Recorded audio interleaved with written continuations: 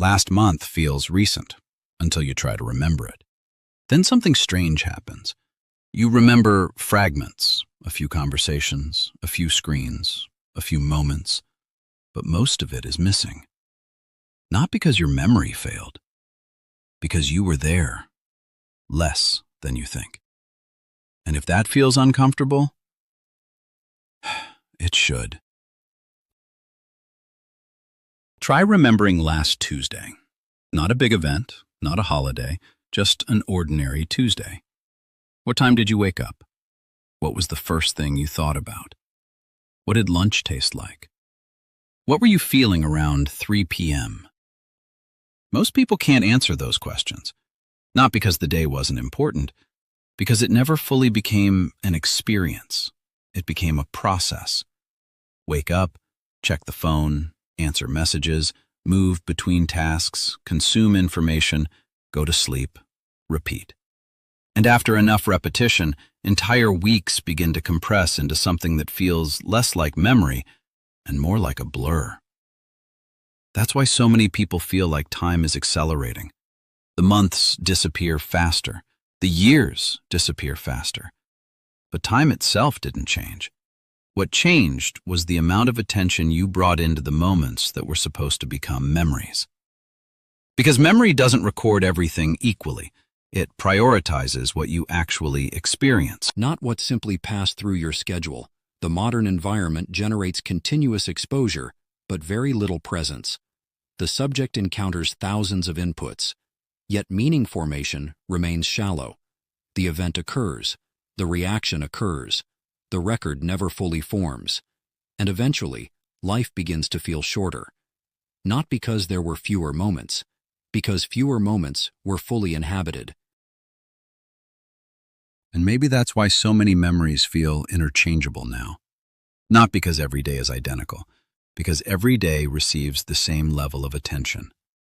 You wake up, the phone is already waiting. Before the day begins, part of your attention already belongs somewhere else. A notification, a headline, a message, a recommendation. And from that moment forward, the day unfolds inside a stream of interruptions. Not dramatic interruptions, tiny ones. Small enough to feel harmless, but constant enough to prevent full presence. That's what makes this difficult to notice. Nobody remembers the moment they stopped paying attention to their own lives, because it happens gradually. A few seconds here, a few seconds there, until entire experiences become background activity. You attend the dinner, but part of you is somewhere else. You walk through the city, but part of you is somewhere else. You finish the week, And somehow the week never feels complete, because attention was divided across too many places to fully arrive anywhere. And memory depends on arrival, not duration, not effort, not importance, arrival. The mind remembers what it truly entered, not what merely passed by. Continuous partial attention creates a fragmented record of experience. The subject remains active. The subject remains engaged. The subject remains informed. Yet experiential depth continues to decrease, exposure increases, presence declines, the archive expands, the lived memory contracts. That's why people take more photos than ever before and remember less. Think about it. Entire trips are documented. Thousands of images are stored. Every meal, every destination, every celebration. And yet, a year later, many of those moments feel strangely distant. Sometimes the photograph feels more vivid than the memory itself. You look at an old picture and think, I forgot that happened. Not because the event wasn't meaningful, because the event was never fully experienced while it was happening. Part of the attention was already preparing to record it, to share it, to preserve it, to move on to the next thing. And something strange happens when life becomes a sequence of captured moments. The record grows. The experience shrinks. The image remains. The feeling fades. That's why so many people describe modern life as fast. Not because events occur more quickly, Because experiences pass through awareness before they fully settle. Before they fully become part of you, and when moments stop settling, memory loses its strongest material, not information, experience. The archive continues to expand. Storage capacity increases, documentation increases, retrievability increases, yet experiential encoding continues to weaken. The subject records more, the subject remembers less. The external memory system grows stronger, the internal one grows quieter. Maybe that's the real problem. Not that you forgot your life, that fewer things feel memorable while they're happening. Think about the last truly unforgettable moment you experienced. Not a photo, not a post, not a notification. A moment. One that seemed to stop time for a second. One that felt larger than the schedule surrounding it. Most people can remember a few, but they usually come from years ago. And that's not because meaningful moments disappeared, it's because attention became fragmented. The mind cannot fully enter a moment while constantly preparing for the next one. That's why ordinary experiences often feel strangely flat now. Not bad, not painful, just difficult to feel. A walk becomes background. A conversation becomes background. A sunset becomes background. Even important milestones can pass by with surprising emotional weightlessness. And then something unsettling happens. Life continues, but fewer moments stand out from the flow. Everything blends together. The weeks blend together. The months blend together. And eventually, memory stops feeling like a collection of experiences and starts feeling like a timeline of events. Things happened. You know they happened, but many of them no longer feel lived. Experience requires attentional depth. The event alone is insufficient.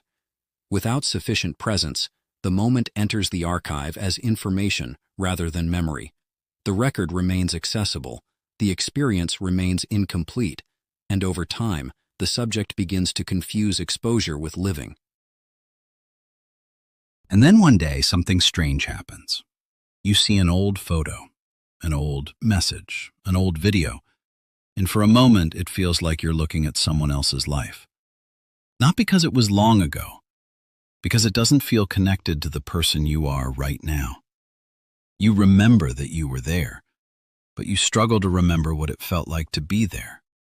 The details remain, the experience fades. And that's when many people begin asking the same question. Where did the time go? But time didn't go anywhere. The years happened exactly as they were supposed to. The problem is that memory doesn't measure life in days. It measures life in meaningful moments. And when meaningful moments become rare, entire periods of life begin collapsing into a few isolated fragments. A vacation becomes one image. A relationship becomes a few scenes. A year becomes a handful of memories. Everything else disappears into the background. Not because it never happened. Because it never fully arrived, and that's what makes modern life feel so fast. Not speed, compression. The feeling that large sections of existence have been folded together into something too small to hold. The subject often interprets memory loss as a problem of storage. In reality, the limitation frequently emerges earlier. Encoding weakens, presence fragments, experiential density declines. The archive contains fewer meaningful anchors. As anchor points disappear, entire periods become difficult to distinguish from one another. Time appears accelerated. The record appears shortened. The lived experience becomes compressed. Maybe that's why so many people feel disconnected from their own lives. Not because life became meaningless, because life became difficult to enter completely. You can spend an entire evening somewhere and never fully arrive.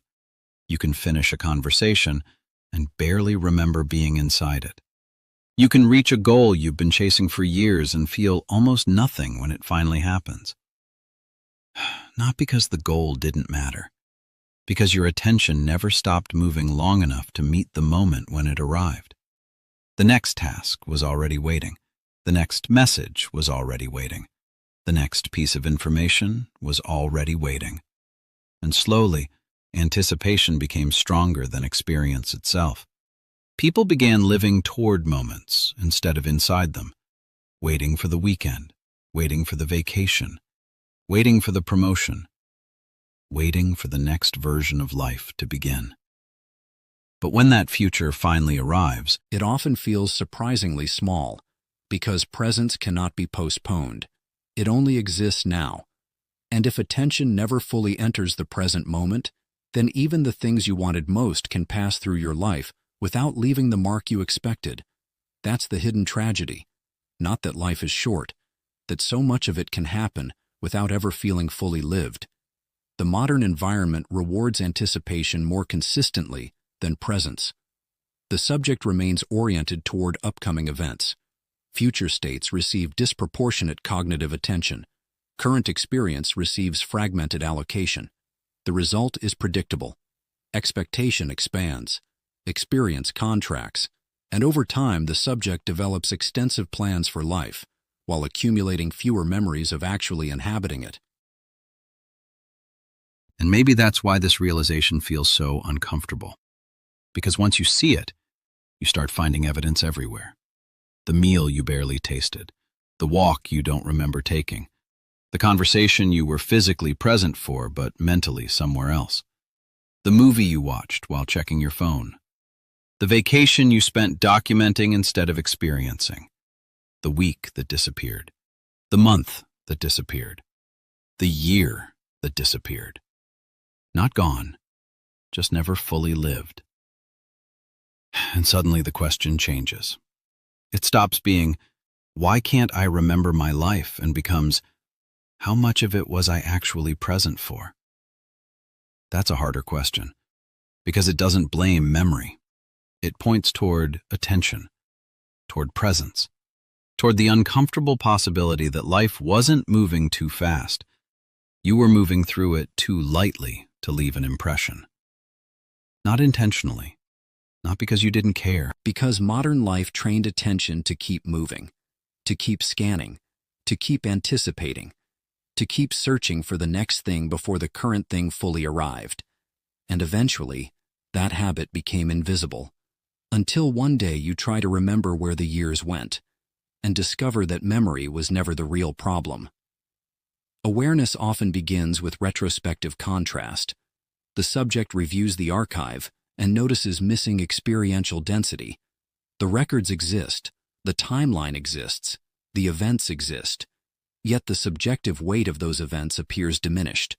The discrepancy creates recognition, not of memory failure, but of incomplete presence. And that's the strange thing about memory. People think it exists to preserve the past, but its real purpose might be something else. Memory tells you that you were here, that a moment happened, that it mattered enough to leave a mark. Without those marks, life begins to feel thinner, faster, harder to hold. That's why people often describe certain years as a blur, not because nothing happened, because too little of it became part of them.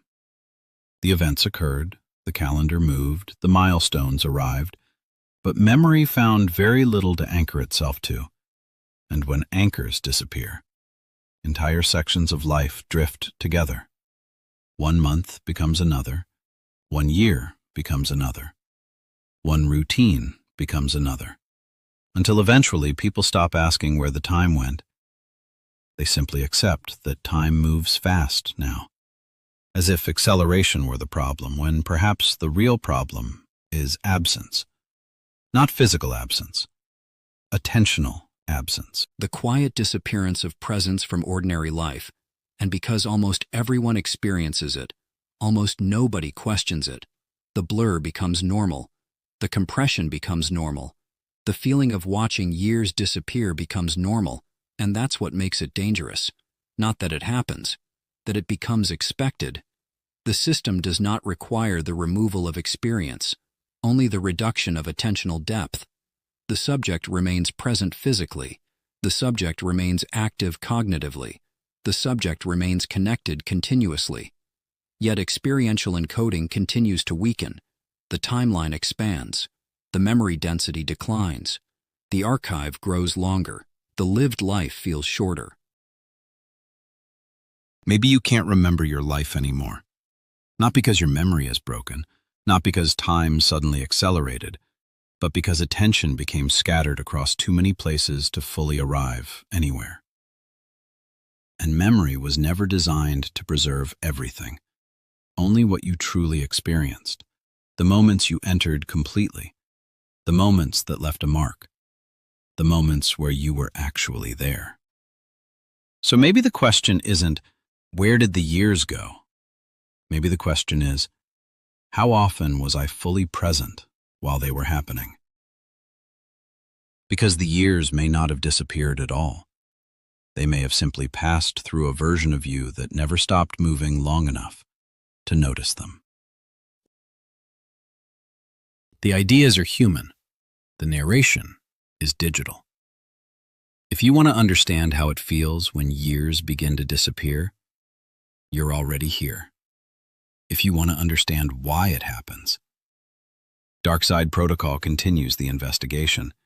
And if you want to understand what it means once the pieces come together, Debrief Protocol waits at the end. Interpretation remains yours.